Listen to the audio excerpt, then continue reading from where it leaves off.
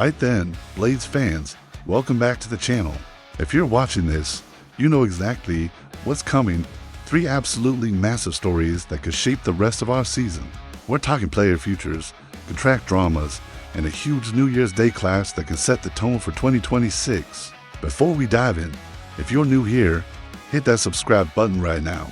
Join thousands of United supporters who get the latest Bramall Lane news first. Ring the bell, you know the drill. And if you've been here before, smash that like button.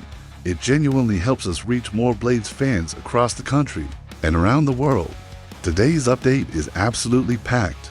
We've got news on a loanee whose future looks bleak, a contract situation that needs sorting immediately, and a massive fixture prediction that has me buzzing with excitement. Trust me, you'll want to stick around for all 3 stories because each one has serious implications for where we finish this season. The first story is about a loan deal gone wrong. The second is about keeping our most important player beyond next week. And the third, well, it's about making a statement on New Year's Day that could change our entire trajectory. Let's get straight into it. Confirmed. Chiedozie Ogbene's loan spell at Bramall Lane is falling apart, and honestly, it's absolutely heartbreaking to watch unfold. When we brought the Irish winger in on loan from Ipswich Town back in the summer, the plan seemed straightforward and sensible. Get him fit, get him playing regular championship football, help him rebuild his career and confidence after that absolute horror show of an Achilles injury. That ended his season prematurely. But here we are, halfway through the campaign, approaching January, and Ogbene can't get anywhere near the first team. Chris Wilder's made it abundantly clear the 28-year-old simply isn't in his plans going forward. There's already serious talk circulating about cutting the loan agreement short when the January transfer window opens. Let me give you the full context here because Ogbene's story is genuinely tragic. His last 18 months have been absolutely brutal, the kind of period that can end careers. After impressing consistently at Rotherham United for solid years, showing pace, directness, and genuine quality, he earned himself a deserved Premier League move to Luton Town. He made 30 appearances for the Hatters in the top flight, did reasonably well considering the circumstances, but Luton went straight back down to the Championship after just 1 season. Then Ipswich Town came calling with ambition, and they paid £8 million for his services. £8 million quid. That's serious money for a winger from a relegated side. He was clearly highly rated by Kieran McKenna and the recruitment team at Portman Road. But then disaster struck in the worst possible way. Ogbene played just 5 league games for Ipswich before suffering a ruptured Achilles tendon. Season over. Career potentially derailed completely. That's the kind of injury that ends players, especially at 27, 28 years old. The loan move to Sheffield United was supposed to be his lifeline back into professional football. A chance to play regular championship minutes, rebuild that shattered confidence, prove to himself and others that he's still got what it takes at this level. Except it hasn't worked out that way at all. Not even close. Ogbene's made barely any appearances for us. He's not been on the bench regularly. Training reports suggest he's struggling to match the intensity Wilder demands. And now the writing's on the wall. He's being pushed out before the loan even reaches its natural conclusion. And here's where the situation becomes genuinely complicated and potentially career-threatening. Ogbene cannot leave Sheffield United in January and join another club on loan. He's already represented Ipswich Town twice in competitive fixtures this season before his temporary move to South Yorkshire. That's the Football League rule. You can only be registered and play for 2 different clubs in one single campaign. If Ipswich recall him from his loan spell with us, which seems increasingly likely, he's stuck at Portman Road until May with absolutely nowhere else to go. No football, no development, no match fitness. Just sitting on the bench or in the stands at Portman Road watching Wes Burns, Jack Clark, and Jaden Philogene get all the minutes.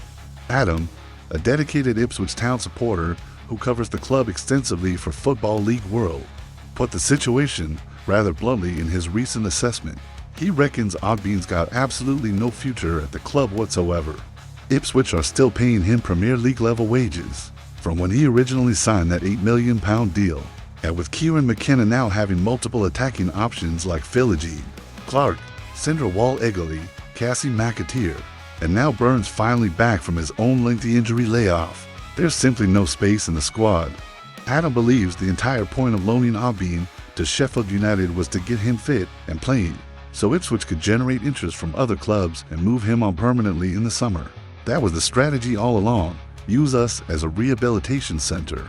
But if he's not even playing for Sheffield United, and the regulations prevent him from joining anyone else this season, what's the actual point of any of this? The poor lad's trapped in football limbo through absolutely no fault of his own. From our perspective as Sheffield United supporters, I completely understand why Chris Wilder's made this difficult call. We're in the midst of a genuine fight to establish ourselves in mid-table and stay well clear of the relegation zone. We simply cannot afford to carry passengers or players who aren't contributing. If Ogbon's not delivering the required standards in training, not showing he's physically or mentally ready for championship football, then fair enough. Wilder has to be ruthless. But it does make you seriously wonder why we bothered taking him in the first place if the due diligence wasn't thorough enough. And this situation isn't just about one struggling player on loan. It raises broader questions about how Sheffield United handle these temporary deals. Are we doing proper, comprehensive due diligence on players before bringing them in? Are we targeting players who actually fit Wilder's system, his demands, his style of football? Or are we just taking calculated punts on lads who desperately need game time and hoping against hope that it somehow works out? The harsh reality is that Ogbon's probably finished at both clubs involved. Ipswich clearly don't want him in their long-term plans. We don't want him even in the short term. His only realistic option now is securing a permanent transfer next summer, starting completely fresh somewhere else in a new environment. Maybe an ambitious League One club takes a calculated chance on him. Maybe a lower championship side struggling near the bottom sees potential value. But his dream of ever playing Premier League football again? That feels like an absolute lifetime away right now, if it's even possible. So here's my question for you lot watching this video. Do you think Sheffield United made a genuine mistake signing Chidozie Ogbon in the first place? Should our recruitment team have seen this coming from a mile away? Was the injury too recent? The risk too high? Drop your honest thoughts in the comments section below. I'm genuinely curious what you all reckon about this situation.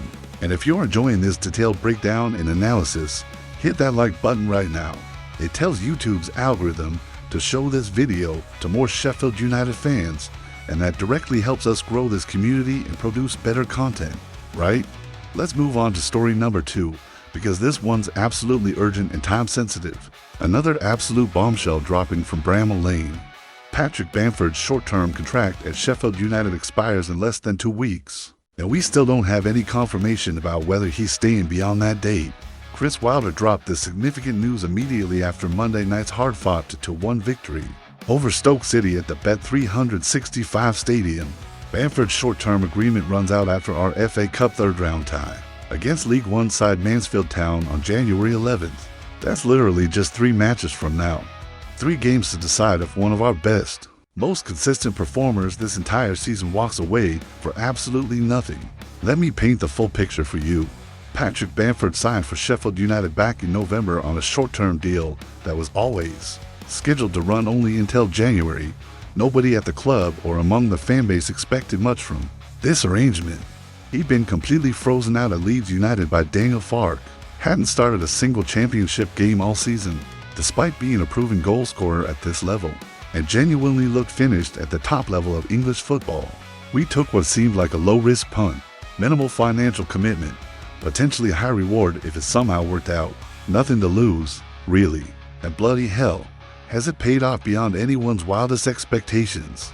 5 goals in just 9 appearances across all competitions. 5 goals in 6 weeks. He's currently our joint top scorer at the club despite only being here since late November. Absolutely remarkable impact. His arrival directly coincided with us winning 6 matches out of 9, climbing steadily out of the relegation scrap that had haunted us for months, and suddenly looking like a solid mid-table side with genuine ambition rather than a team battling the drop. The Steel City Derby against Sheffield Wednesday, he scored the opening goal that set the tone. That moment announced his arrival properly. Since then, he's been everywhere on the pitch, leading the line with authority, bringing other attacking players into dangerous positions, finishing chances clinically when they fall to him. At 32 years old, working his way back from being completely ostracized, he's playing like it's 2019 again when he was absolutely banging them in for Leeds United in their promotion season. But here's the massive problem facing everyone at Bramall Lane. His contract officially expires on January 11th.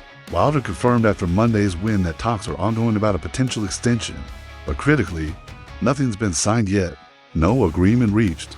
And with the January transfer window now wide open, other ambitious clubs will definitely be watching this situation closely. If you're a championship team genuinely pushing hard for the playoffs, you're absolutely thinking seriously about Bamford, proven championship goal scorer with an excellent track record, available on a completely free transfer. Clearly still got the hunger and desire. Why wouldn't you make an approach? Compare this uncertain situation to what happened with Harold Riedewald. He came in on a short-term loan from Crystal Palace, also initially temporary, and we've already extended his deal comfortably until the end of the season. Sorted. Done. Announced. No drama whatsoever. So why haven't we done exactly the same with Patrick Bamford? What's the holdup? Chris Wilder's getting asked about Bamford's future constantly by journalists. After the Stoke victory on Boxing Day, he admitted he'd absolutely love Bamford to stay, but didn't want the primary focus to be on one individual player's contract situation rather than the collective team's improved performances. That's a fair point from a management perspective. But Pat, this is far too important to leave hanging in the balance. The man's been an absolute revelation since arriving. He's completely revitalized his career at Bramall Lane, rediscovered his confidence and goal-scoring touch, and in return, he's directly helped revitalize our entire season. We were aimlessly drifting before he arrived in November. Now we're 7 points clear of the relegation zone, looking up the table instead of nervously down. And it's not purely about the goals he's scoring, as important as they are. It's his overall presence on the pitch, his vast experience at this level and above, his technical ability to hold the ball up under pressure and bring wide players into attacking positions. We simply haven't had a striker capable of playing that role all season long. Ryan Brewster's not that type of player. Kiefer Moore's been dealing with injuries. We desperately need Bamford's specific skill set. The other crucial factor here is the January transfer window dynamics. If we don't extend Bamford's contract, we absolutely need to sign another striker. That costs serious money in transfer fees and wages. That takes valuable time to identify, negotiate, and integrate. Why not just keep the man who's already scoring goals consistently? Pay him until the end of the season, see where we finish in the table, then make an informed decision next summer. But if Bamford walks away into weeks, we're immediately back to square one in the transfer market. And honestly, I don't think we can afford that disruption. Not with the crucial fixtures coming up. Leicester City on New Year's Day, Oxford United after that, then the FA Cup tie against Mansfield. We need him available and firing for all three. There's also the bigger picture to consider here. If we're genuinely serious about a potential playoff push, and I know that sounds absolutely mad given where we were struggling in November, but if we genuinely are, we need Patrick Bamford. He's the difference between comfortable mid-table mediocrity and genuine upward momentum toward the top six. So, what's the actual holdup in negotiations? Is it purely about wages and financial terms? Does Bamford want specific assurances about guaranteed game time? Is another club offering him significantly more money or a longer contract? We simply don't know the details. But what we absolutely do know is the clock's ticking loudly. Alright, your turn to weigh in. Should Sheffield United do absolutely whatever it takes financially to keep Patrick Bamford beyond January 11th? Or do you think we should let him go and spend the money elsewhere in the squad? Let me know your honest opinion in the comments section. And seriously, if you haven't liked this video yet, do it now. It makes a genuine difference to how many people see this content. Right, final story coming up, and this one's all about tomorrow's massive fixture. New Year's Day football. Bramall Lane, Leicester City visiting. Let's talk predictions and what's at stake. The perfect start to 2026. That's exactly what we're all hoping for. Sheffield United versus Leicester City, New Year's Day, Bramall Lane, and absolutely everything to play for. Both teams secured victories on Monday night in their final matches of 2025. We beat Stoke City to 1 away at the Bet365 Stadium in what was a professional, controlled performance. Harold Riedewald opened the scoring. Tom Cannon doubled our advantage, before Ben Wilmot pulled one back for the home side late on. But we held firm, saw the game out properly, and secured 3 valuable points. Professional performance. Job done efficiently. That result means we're now 5 matches unbeaten at Bramall Lane. and sitting 7 points clear of the relegation zone. The gradual improvement under Chris Wilder's management is absolutely undeniable. When you look at the trajectory, Leicester City also won on Monday night, beating Derby County 2-1 at the King Power Stadium. Bobby D. Cordovereid and Jordan James both scored in the first half to establish control. Derby managed to get one back after the break, but the Foxes held on for 3 points. They desperately needed that victory after 2 consecutive defeats had piled pressure on manager Marty Cifuentes. But here's the thing about Leicester this season. They've been maddeningly, frustratingly inconsistent. One week they'll absolutely smash someone for 2-0 and look like genuine automatic promotion contenders. The next week they'll lose for 1 away at QPR and look completely lost. You genuinely never know which version of Leicester City will turn up on any given match day. And that's precisely where our massive opportunity lies tomorrow. If Leicester bring their absolute game, if they're fully focused and firing on all cylinders, they could beat anyone in this division. No question. Jordan James controlling things in midfield. Abdul Fattah causing chaos out wide with his pace and trickery.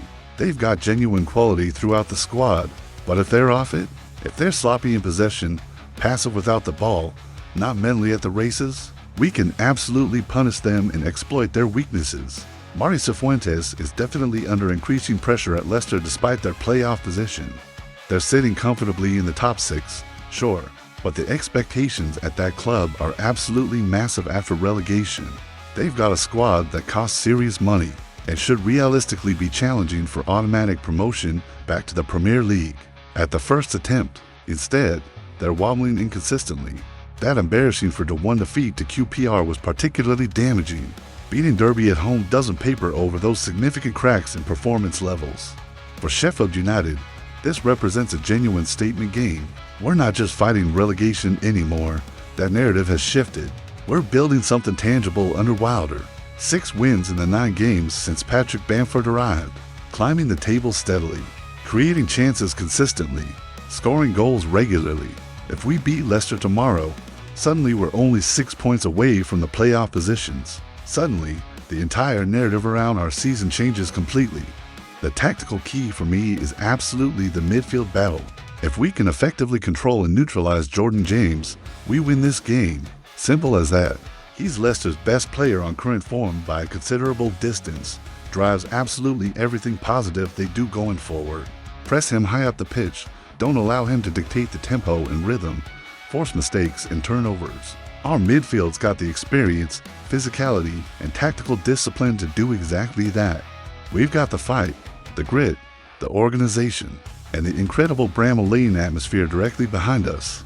5 unbeaten at home, that's not a coincidence or luck. Teams genuinely don't enjoy coming to Bramall Lane. The crowd's right on top of visiting players. The pitch dimensions are tight. We make it scrappy and physically difficult. Leicester won't fancy it whatsoever, especially with their dodgy away form this season. Imagine if we win tomorrow. Sheffield United to 2-0 Leicester City. Bamford scores again. The crowd goes absolutely mental. We start 2026 with 3 points against a direct playoff rival. That's the dream scenario. That's exactly what I'm predicting will happen. Now, I'm absolutely not saying it'll be easy or straightforward. Leicester have genuine match winners throughout their squad.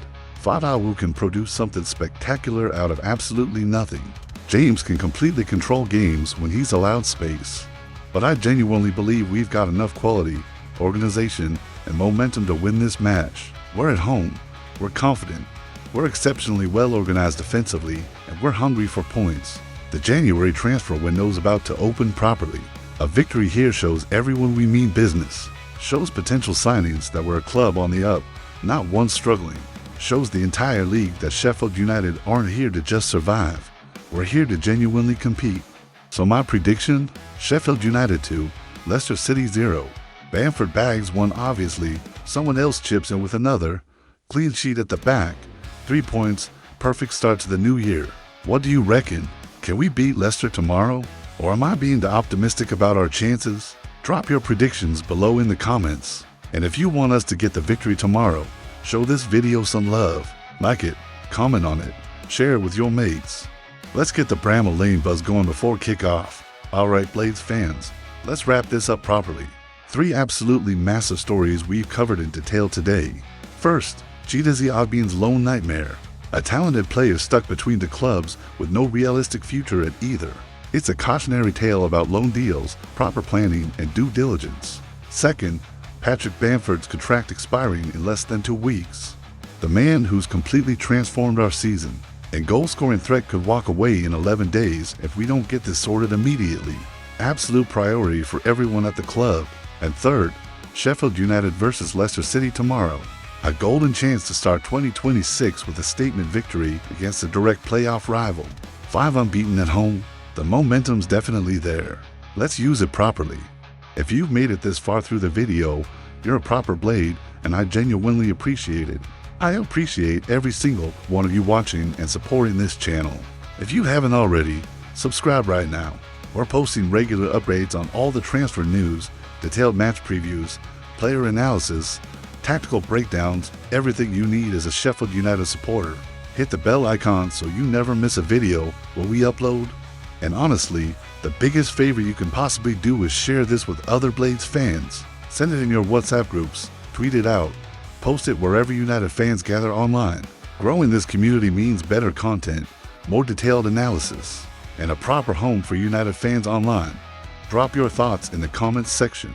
Ogbean, mistake or just bad luck? Bamford, extend him or let him go? Leicester, can we beat them convincingly?